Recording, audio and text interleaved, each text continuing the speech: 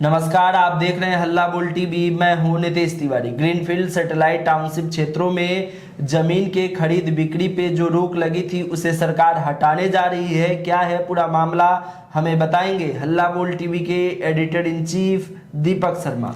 देखिए, greenfield satellite township क्षेत्रों में जमीन की खरीद बिक्री पर हस्तांतरण पर सरकार ने रोक लगा दी है।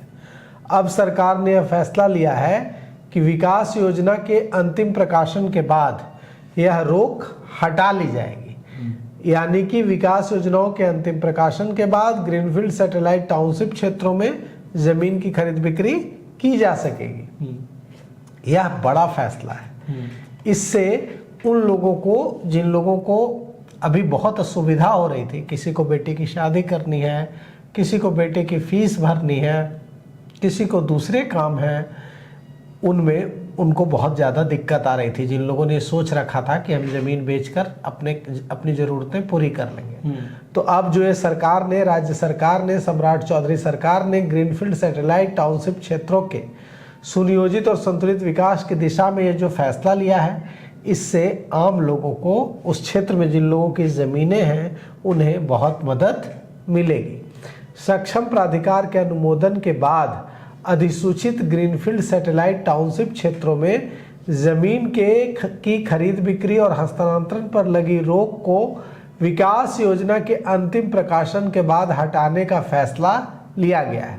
मतलब जितना भी ग्रीनफील्ड सैटेलाइट टाउनशिप है उसमें जमीन की खरीद बिक्री की जा सकेगी। विकास योजना के अंतिम प्रकाशन, विकास योजना के जैसे ही अंतिम प्रकाशन होगा, उसके बाद ये जो जमीन की खरीद बिक्री पर जो रोक लगी हुई है वो हट जाएगी और इससे आम नागरिकों, जमीन के मालिकों और निवेशकों को बड़ी राहत मिलेगी। इससे सैटेलाइट शहरों के विकास को भी नई गति मिलेगी। नगर विकास और आवास विभाग ने राज्य के 11 ग्रीनफील्ड सैटेलाइट टाउनशिप क्षेत्रों में मास्टर प्लान पटना के लिए जोनल प्लान अधिसूचित किए जाने तक भूमि के क्रय विक्रय, हस्तांतरण, भूमि विकास और भवन निर्माण पर रोक लगाई थी। इसके बाद भूस्वामियों की आवश्यकताओं को ध्यान में रखते हुए 19 जून 2026 के विभागीय संकल्प से बिहार राज्य आवास बोर्ड को भूस्वामियों से, मतलब जो जमीन के मालिक हैं, उनसे भूमि क्रय करने के लिए अधिकृत किया गया था। यह तय हुआ था कि जो लोग हैं जो अपनी ज़मीन बेचना चाहते हैं, वे बिहार राज्य आवास बोर्ड को ज़मीन बेच सकते हैं। 19 जून 2026 को विभागीय संकल्प से यह फैसला लिया गया था कि बिहार राज्य आवास बोर्ड जो ज़मीन मालिक हैं, जिनको बहुत ज़्यादा ज़रूरत है तुरंत पैसे की, वे बिहार राज्य आवास बोर्ड को ज़मीन अपनी बेच सकते हैं। बिहार राज्य आवास बोर्ड को इसके लिए अधिकृत किया गया था।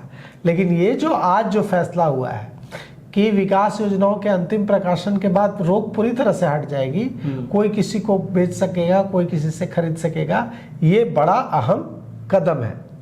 वर्तमान में राज्य सरकार इन सैटेलाइट शहरों के मास्टर प्लान को अंतिम रूप देने के साथ साथ विकास योजना, डेवलपमेंट प्लान तैयार करने का कार्य प्राथमिकता के आधार पर कर रही है। सरकार की ओर से अभी जारी की गई प्रेस रिलीज में लिखा हुआ है कि विकास योजना के अंतिम प्रकाशन के बाद भूमि उपयोग, आधारभूत संरचना, सार्वजनिक स्थलों के विकास और भवन निर्माण से संबंधित सभी गतिविधियां सुचारू रूप से संचालित होंगी। जो प्रेस रिलीज हमें सरकार की ओर से भेजा गया है, हल्ला बोल टीवी को भेजा गया है और दूसरे मीडिया हाउसेस को भी भेजा गया है, उसमें लिखा गया है कि प्रस्तावित बिहार नगर विकास प्राधिकरण विकास योजना और विकास नियंत्रण विनिमय DCR के अनुरूप भूमि विकास और भवन निर्माण गतिविधियों का नियमन करेगा। विकास योजना के लागू होने के साथ ही सरकार की ओर से भू अर्जन, जमीन की खरीद और लैंड पुलिंग जैसी प्रक्रियाएं शुरू की जाएंगी।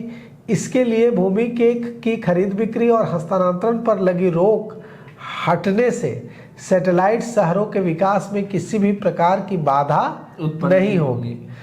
इसमें यह भी लिखा है कि फैसले के अनुसार अधिसूचित ग्रीनफील्ड सैटेलाइट शहरों में विकास योजना के अंतिम प्रकाशन के बाद जमीन की खरीद बिक्री और हस्तांतरण पर लगी रोक समाप्त कर दी जाएगी। यह भी लिखा गया है कि यदि प्रारूप विकास योजना के प्रकाशन में यह पाया जाता है कि रोक हटाने से विकास कार्यों में कोई व्यवहारिक बाधा नहीं आएगी तो बिहार नगर विकास प्राधिकरण अंतिम प्रकाशन से पूर्व भी इस संबंध में आवश्यक निर्णय ले सकेगा।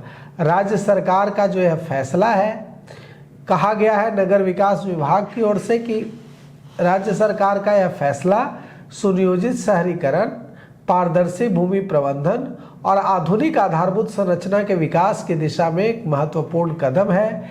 इससे भूस्वामियों के हितों की रक्षा के साथ साथ निवेश को प्रोत्साहन मिलेगा और बिहार के प्रस्तावित सैटेलाइट शहरों के समग्र और सतत विकास का मार्ग और अधिक आसान होगा।